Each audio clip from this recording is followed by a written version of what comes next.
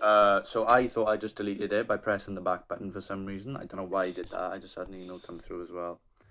Nothing important.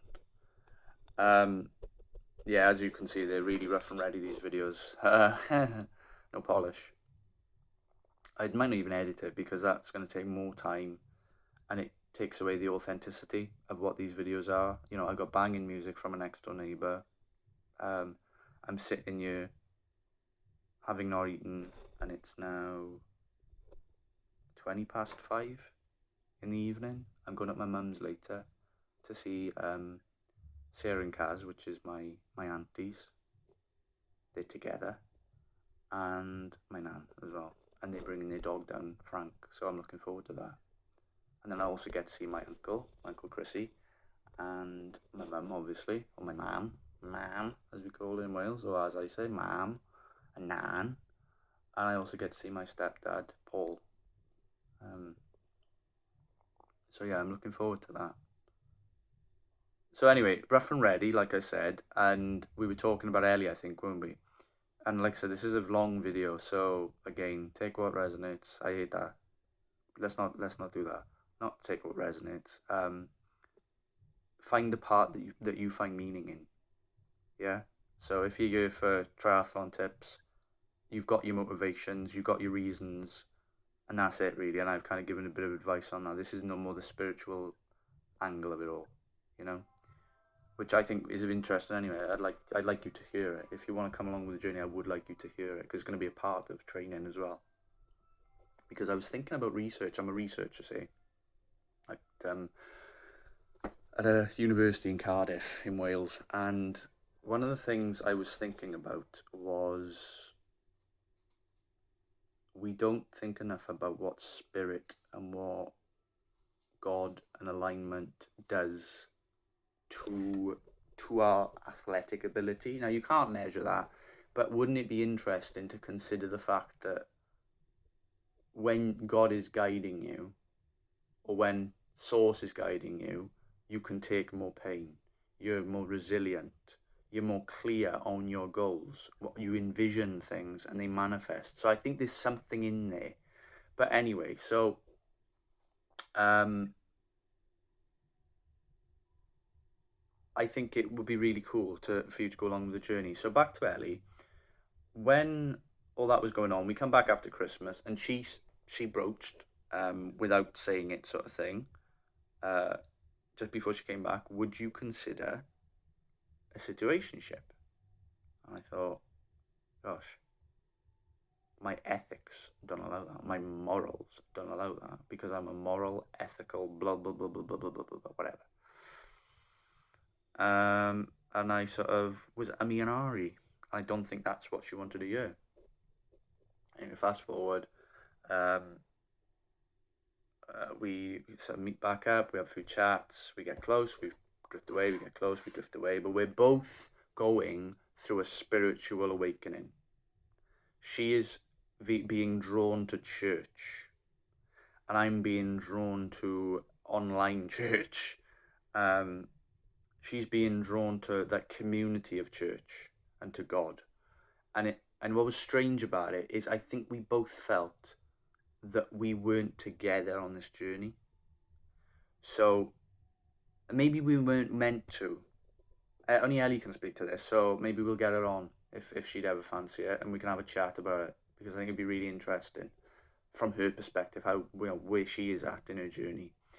But for me, I never felt like I was part of it, and when I tried to be a part of it, it felt like I was third wheeling her journey with God, and I think she probably felt the same with me because it's a very individual journey.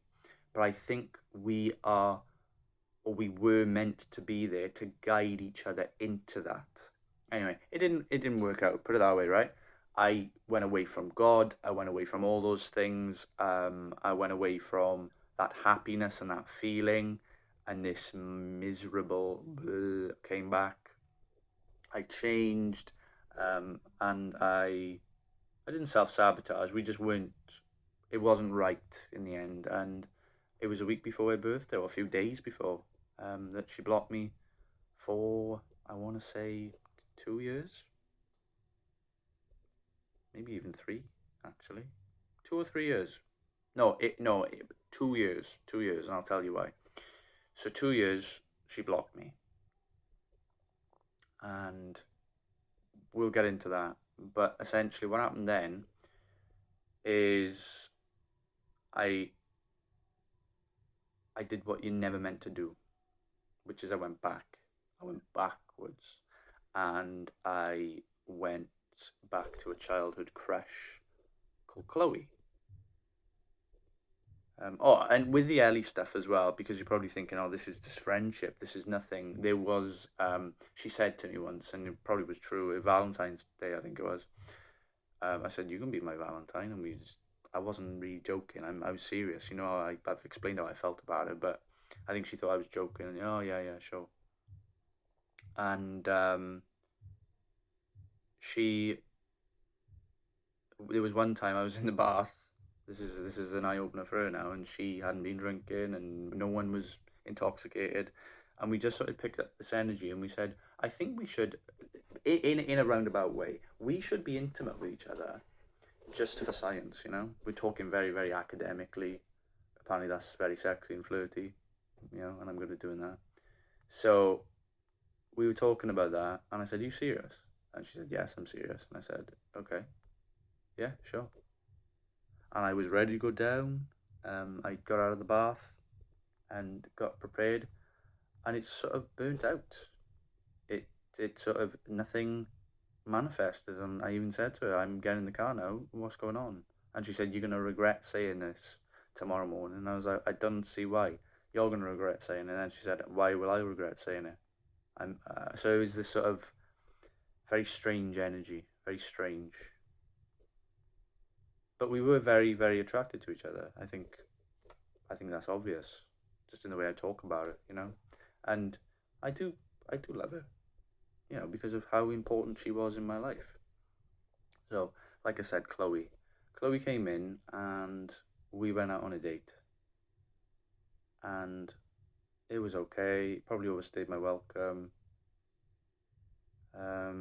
It didn't set off fireworks, and again, I wasn't in the mindset of sort of making a move, you know, going in for a kiss, being really, really frontal, you know, up front, and how I feel. It was still very much shying away, being cocooned, like the butterfly, very cocooned, happy in my little safe space, yeah. Not willing to step over that boundary, make the leap of faith. And I say that very deliberately, leap of faith. It is faith in the universe, it's faith in source. And she invited me round once, and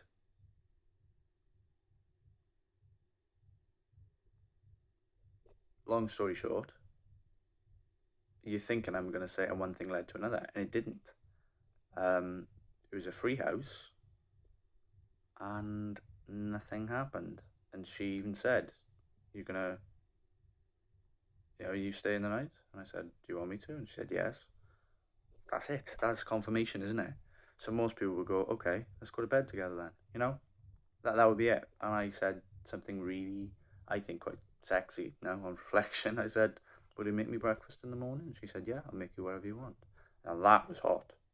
That even turned me on saying that just now. But I said, no, it's okay. That's that fear coming in again. See? That's not allowing you to step into what you want. That's not allowing you to be who you are. And again, what I said, I'm talking to whoever watches this, but I'm also talking to your future self. Yeah? This is future you. That's what you're working through right now, is you didn't know how to step out into your power. And into your power is to say, holy shit, someone really likes me here. They want me to stay. They want to be intimate. They clearly want to be intimate. I nearly skipped then, but I still got to keep it in my mind. Anyway, we went out we went out for a bit, as in like we were just friends. And then as we were just like being friendly and friends with each other, we then something happened. I can't remember. I'm sorry, but something happened, and when it happened, something changed, and I stepped into my own power slightly, and I was like, I'm not being treated like this. I think it was this sort of. I would ask her, "Do you want to hang out on the weekend?" And I get no real response. So yeah, I'm busy, and that made me think, what, I'm fed up asking. Whether that's me, this is about reflecting as well. Whether that's me forcing things on something. I remember I had that with Ellie as well. Don't force it. Let it happen. Let life happen. Because you can't force something. And it can ruin it as well. Understand that. Things can be divinely led, but you can ruin things and self-sabotage them as well, like I'm exemplifying. So when you think about whoever person is when they finish and they come over the line with their lovely beard, I've envisaged a lovely beard, lovely visor, lovely lycra, and a lovely cap going backwards, right? When I finish my Ironman I think I'm going to say like 12 hours, I think 12 and a half hours, I think is probably going to be the time. And I'll explain why I know that or how I think that. But when that happens, who knows who that person will be, where we're going to be, as a collective and me personally as well, So there could be ultimate success, but it's important that I capture for myself and for others that life isn't just about the wins, it's about all the losses. And when they say kiss frogs, sometimes I don't think we actually mean kissing ugly people, kissing ugly characters, kissing ugly personalities. It probably means something about misalignment. It probably means something about understanding ourselves, doing that shadow work, working through our problems and our issues. I'm very mindful of how long I'm doing with this video now, so I might split them. I don't know yet, because like I said, I'm not doing anything with these. I'm recording them, I'm going to have some food, and then I'm going to go up to my mum's, and that's going to be it. So I'm going to keep going until my dad comes in, and then I'm probably going to get a bit nervous and I want to talk to him, so I'll just end the video, and then I might pick it up tomorrow, so I'll be wearing something different. Or I'm going to be a bit chavvy and I'll wear this tomorrow, because I do quite like it. I had this off my mum when she went to Mallorca last week. Well, she came home from Mallorca last week. And I quite like this. It's blue, and blue seems significant for me at this moment in time. So, roll on Christmas, and we're quite close. Sorry, we drifted. Everything went on like that. Then we came back. We came back into union with each other. Her hedgehog had passed away, and she just messaged me, and I thought, well, I'm going to be there for you, whether it was a love bomb from her part, and she knows that. But whatever that was, brought me back into her field, into her space, into her life. I do apologize, I keep drifting. It gets a bit achy on my fingers. So we'd done that thing where it didn't manifest, it didn't come of anything. And then Christmas time, you're gonna laugh at this, I had to give her a Christmas presents, because I'm a decent person, I think. So I wanted to give her a Christmas presents before Christmas, obviously. So they invited me, said you can come whenever you want, and I said, well, I'm busy, I go deliver presents, I got to go up my mum's. So it was like, oh, well, if there's no other time, then come today, which is Christmas Eve. And I said, yeah, okay. So what ended up happening is I said to my uncle, Chrissy, well, I'm going to see you later on now, I said to him, oh, you don't mind staying in the car for 10 minutes, do you? And he said, no, it's all right, but he's very, very, very relaxed. It made me laugh. And I went in, I didn't tell them, because again, I'm not in my power, I'm not in my energy, I'm not the type of guy to say, look, I can't stay, there's somebody in the car, and then they probably say, invite him in, the more the merrier, let's meet him. And then they could have had a nice conversation, get to know people, build a bit more of a familial connection, yeah? Didn't do that, just said, no, I'm on my own. But the car's parked around the side, yeah? So imagine, I'll put a clip in from Weapons, because that's what it was like for him, right? It was light, and then it was dark, yeah? It was like a smash cut. But it's also this notion of, just imagine somebody just sitting in a car, looking at nothing, no radio, just pitch black, locked in, going, where is he? And I think it was about an hour and a half. So it's not funny really, but it is. It makes me laugh anyway. So I just remember his face in the corner, and he's just like going. I remember thinking, Jesus, like the patience on you, just not to say, are you taking the piss? You know, because it was. But anyway, I went in. It was lovely. I had cake, a chocolate cake. We had a bit of wine. It was absolutely lush. It was perfect. And then for some reason, New Year's Eve, I wanted it my way. My way. Control again. Self-sabotage. Theme, isn't it? There's a theme here. And my way was, we gotta spend New Year's Eve because it's a significant day for me. It's significant.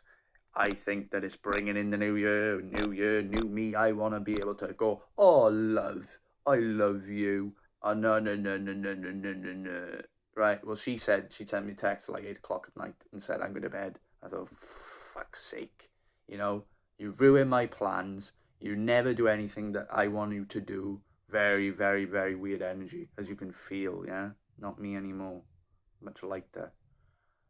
And yeah, that's what the shadow work though. That controlling energy of controlling the outcome, controlling people, is also the self-sabotage mechanism, because after that I said, oh, fuck this, right?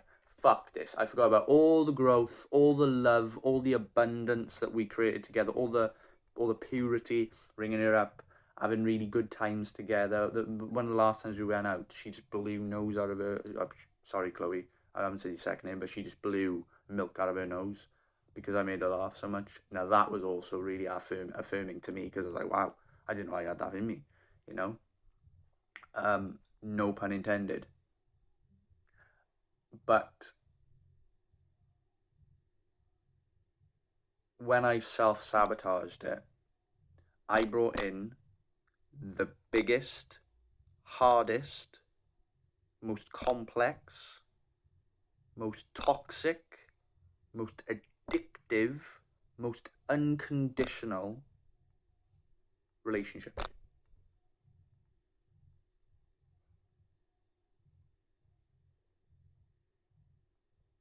And her name was Sophie.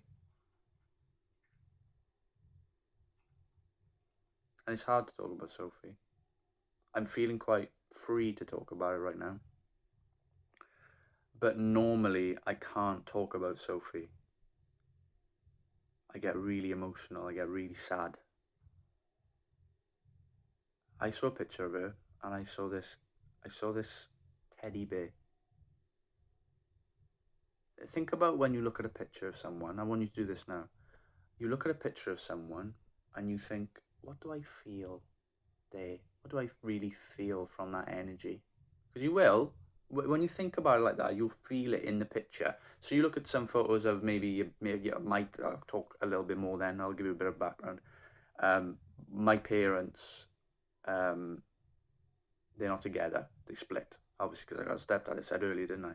So when I look at photos of them together, you feel it. It's not, they're not smiling or they're not really. It just doesn't feel like love. It doesn't feel like connection. And I looked at this girl and I thought, Sophie, and I thought, oh my God, you are the cutest, most prettiest, sexiest. Like, she had this like slick back hair, right, and it went like just to her shoulders. I get this. I get the word Electra. I have no idea what that means, but the word is Electra. I get from her. Maybe because she was electric, she made me feel electric. But she just embodied power. She had this fucking gorgeous flowery blue suit on, like proper boss girl, you know. But she looked so lush. She looked so sweet. Like I could eat her up. I could have eaten her up, to be honest. No pun intended. I think we're gonna have a few puns over the next 12 months. Well, let's hope we do. It's got to be fun, isn't it? Because it's going to be fucking grueling, this. Um, so we, yeah, we started chatting. I think at I liked her at about 10 o'clock. I went on Tinder, which I didn't do because I didn't do Tinder. And I went boom, and yeah, 10 o'clock around that time, New Year's Eve. I did that. She liked me back, or it was either I liked her, she liked me, or she liked me and I liked her. I can't remember. Obviously, vice versa, and that's a stupid thing to say. So it's one or the other. I can't remember. I'm sorry. It's not that important. But when that happened, nothing happened, right? I'm not going to into all the nitty gritty here because that spanned like 10 months of my life, okay, and it's still very raw, not raw. It can still get quite choky and emotional, so I've just got to give the bare bones, yeah, because I don't think that's fair on her neither because I still love her to bits as a person, and she did nothing harmful insofar as like harmful. We just weren't compatible, and I'll explain that. So she texted about 12:30, 1 o'clock on New Year's in the morning, and we chatted and we had a good conversation, and it was lush. And I didn't mention what happened with Ellie, but maybe we'll go back. But essentially, the same happened with Ellie. So me and Ellie met, and then I thought, oh my god, I need to get her number. I didn't do it. Didn't do any of it because I'm too shy, too nervous. And she was the one who texted me and said, "Oh, you go into this conference presentation thing at the end of that November month." And I said, "Yeah." And I said, "I was just about to message you." And she said, "What?" In a very professional way, because obviously we didn't really know each other and we weren't at that level. And then we just got really chatting and chatting and chatting and chatting and chatting. And it's the same rhythm that we had, me and Sophie. You know, we just started chatting and it was really easy. And then she rang the next day, and it was absolutely lovely to speak to her. And then she disappeared for about 3 weeks.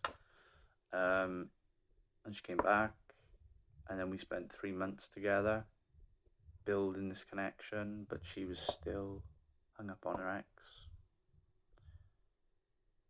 And that should have been my thing to go, this is not right. You know, this isn't right. It's not healthy for none of us at this point. So I should remove myself until she's ready to date and ready for a relationship. Well, I didn't do that. I stuck it out. And a few things happened, and I did something in April that self-sabotaged everything. And I'm willing to take accountability for that. Fast forward to September. I betrayed her, but not like that. I didn't cheat. But I texted her friend about not intimate things, but things that we did when we went on holiday to Tenby together. So there was things that went on that I probably, well, not probably, I shouldn't have said. I shouldn't have invited somebody so toxic. I won't say her name. Sophie can if she's in the comments, but I shouldn't have invited somebody so toxic into our relationship because she was poison. She was poison ivy. She was the snake. That person was the snake. She embodied snake energy, which is I'm dangerous, I'm opportunistic, I'm nasty. But Sophie was also very controlling insofar as she could tell me what to do. I would just do it. She could put the phone down on me, and I'd just then pick it up and go, "Oh, hi, you okay?" And this is not somebody who's a grown man. This is somebody who is just hanging on to something. It's a nice guy. I was a nice guy. I was one of those nice guys. Really nice. Really nice. Nice and sweet. Yeah.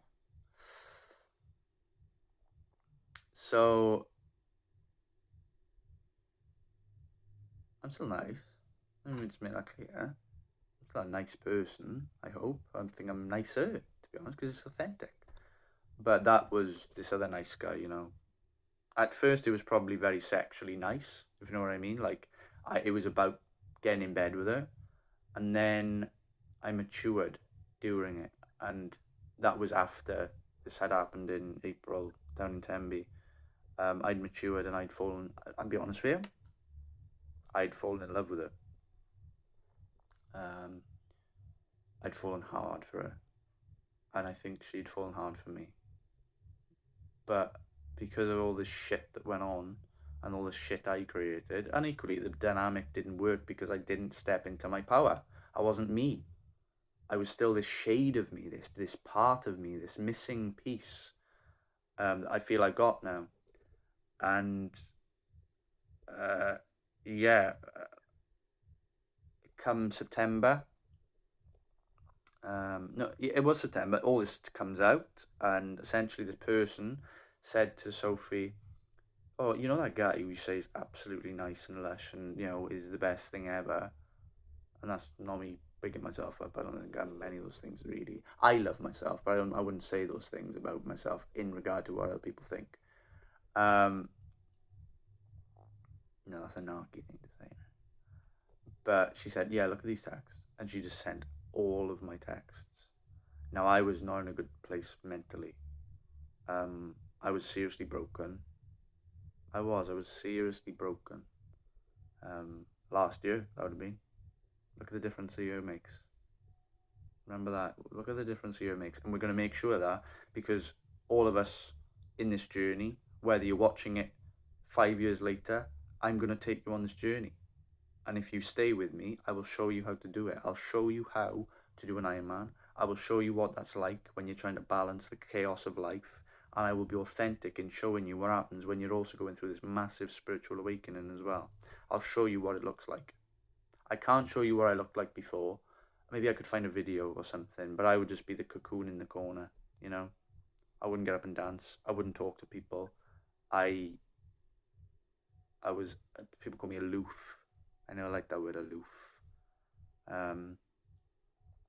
Not standing in my power and just knowing I'm pure, you know, socially awkward, aloof, all those really there things, there, you know. I will go into why. We might not do it in this video because I kind of want to wrap all this up now. So November, December. Her birthday gone. I bought her. She doesn't know this, but now she does. I bought her tickets to go and see Fawlty Towers, like the stage play in London. Bought her tickets, and I bought her two tickets for me and her, and I also bought her a hotel, like a 5-star hotel. So it was a weekend in London, 5-star hotel. Yeah, I spent a lot of money, and it didn't go in the end.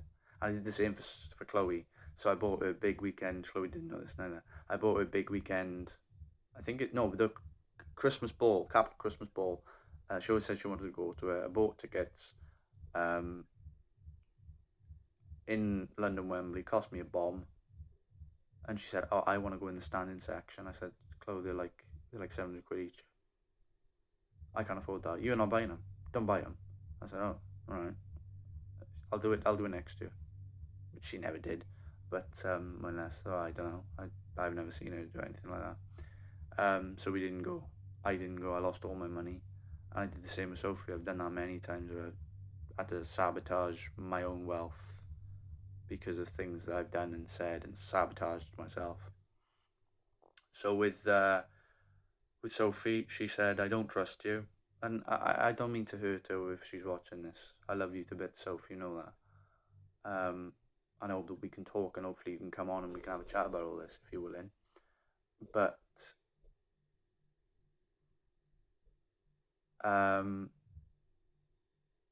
she said, "I don't trust you. You make me feel weird. You have a weird energy. I don't like you. And I don't even want you at my funeral."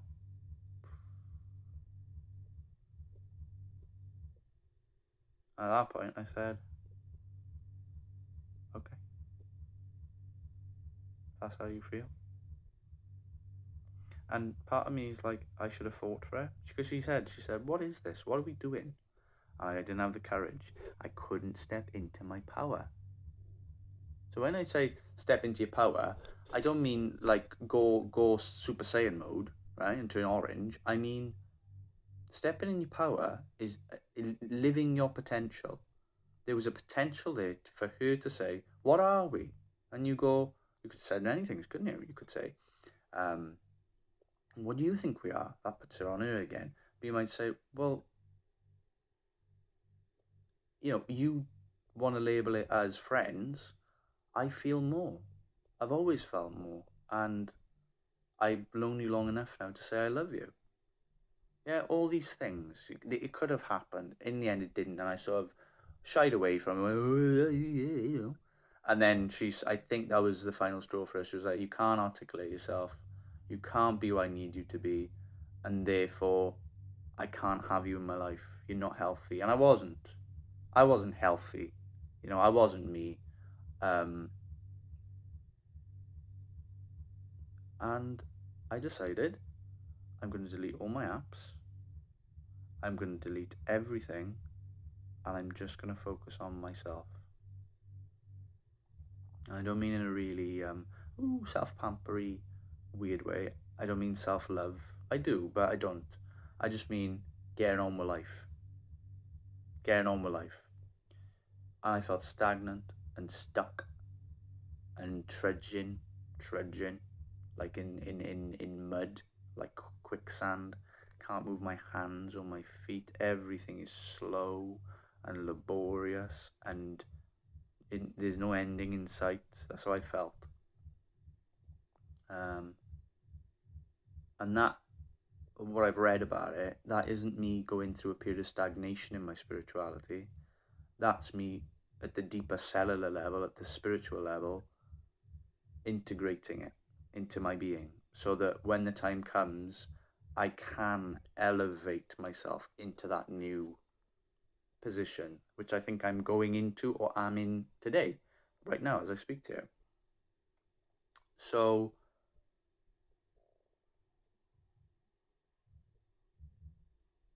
fast forward to around like today, not today, yesterday, I had a epiphany, a vision. I had a vision. I kept on listening to this song, and you should do the same. El Shaddai. Um, I will, I will get her name up because it's important that I recognize and acknowledge those types of people, because I wouldn't be here today doing this if I didn't have her. So let me find her. I do apologize because I'll probably make us a little cut here because the laptop's a bit slow. So,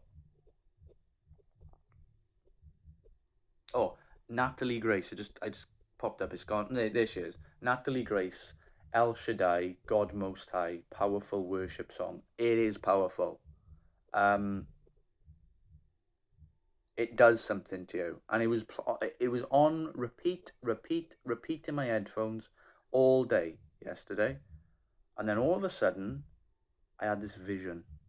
Blue came over my eyes. Did this, okay, and my eyes were open. Is like the third eye there was open. I could feel my brain like pulling out, which is my crown chakra. I could feel it pulling like that. Um, I was getting really upset and overwhelmed and crying, like, what's happening? I feel this anticipation, this thing. Anyway, I had a job application, didn't I? And I got it back for the interview. And I was listening to some things on TikTok and things like that. And they were saying something's going to come in at like 3:30 a.m., 3:30 p.m. Well, anyway, at 3:30 p.m., I had this vision. And by 4 o'clock, I'd had the interview to say, like, I'd had the email to say, pick your interview date and time. And yeah, we were on you as a potential candidate. So, uh, I can't reveal everything. Even though I could, it feels as though I'm going, there's a block. Okay, and I want you to understand that means if you're on the same journey as me, I interpret it. I don't know it because I've never studied this stuff, so I'm gonna have to learn it, and we're gonna learn as we go. That to me says there is sacred knowledge, and something that comes through when I say that is this is a journey between me and my God, my source, and your journey is going to be different. Yeah, this isn't about an Iron Man. This is about, it is because it's going to be very specific. You know, we're going to be fixing bikes, we're going to be buying bikes, getting fittings, we're going to be going swimming, it's going to be a great adventure. We're going to have a really good fun time with this. And you're going to see this transformation in lots of different ways. Okay. But, I've lost my train of thought. It'll come back to me. It will come back. That's my laptop dying. What was I just saying?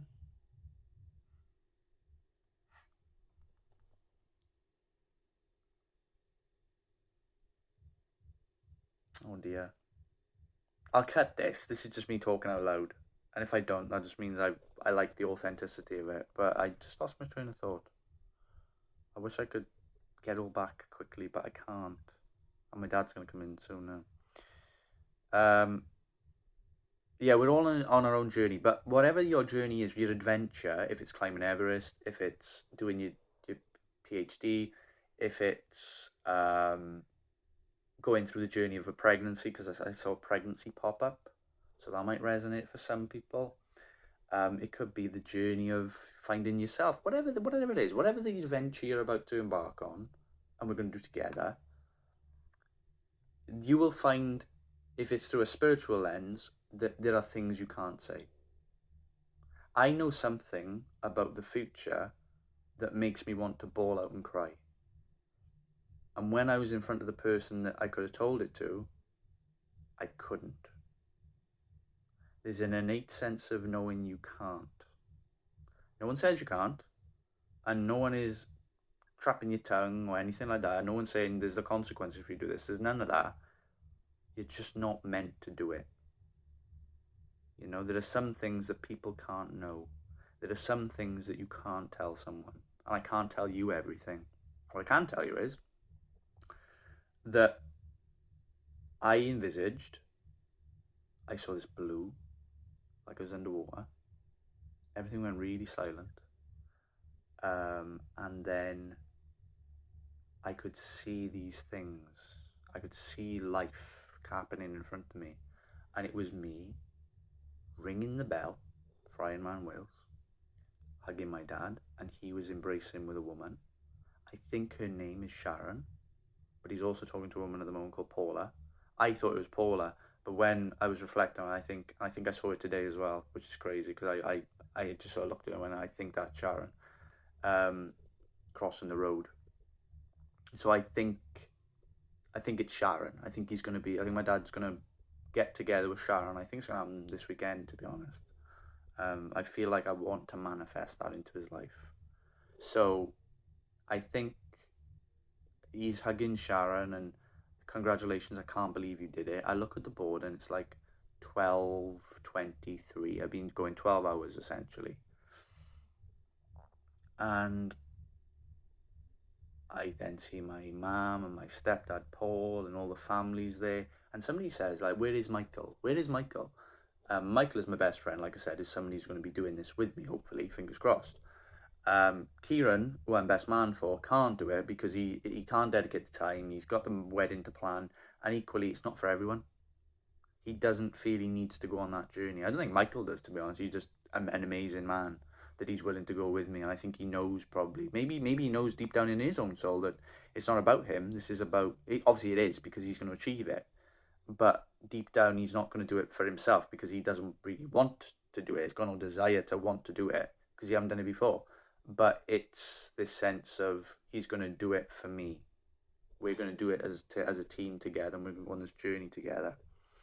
So, what was I just saying? I apologize. What was I just saying? So yeah, I ring the bell, go and see family, and I think I say I've just passed him. He's on the final loop, something like that. And he got 16 hours to basically do it. So he's coming in probably in about 10 minutes later after me. He's down the road, I remember saying. He's down the road. So he's not far. And I remember seeing this person, black hair, no idea who it is, can't see their face. It's just all blurry. I can just see this smile, lovely lipstick and this gorgeous smile and this huge overwhelming emotion, and I proposed to her. Whoever this person is, I proposed to her at the end of my Ironman, and it's something along the lines of,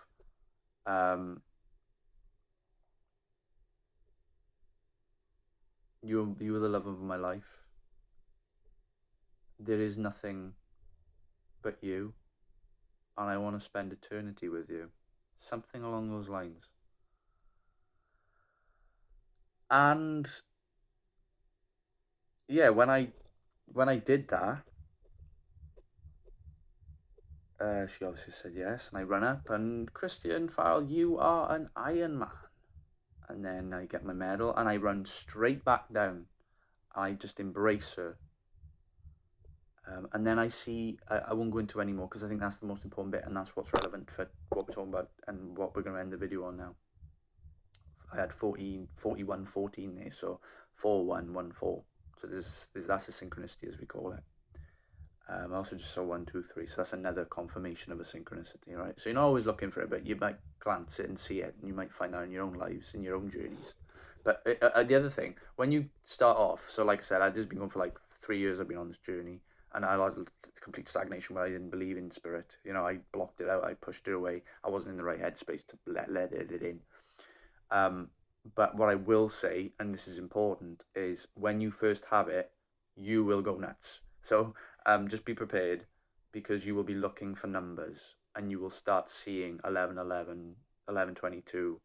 You'll start seeing angel numbers, 3, 3, 3, 4, 4, 4, 5, 5, 5, 2, 2, 2, 2, 2. You'll start seeing things. Number plates will be something. You'll see birds.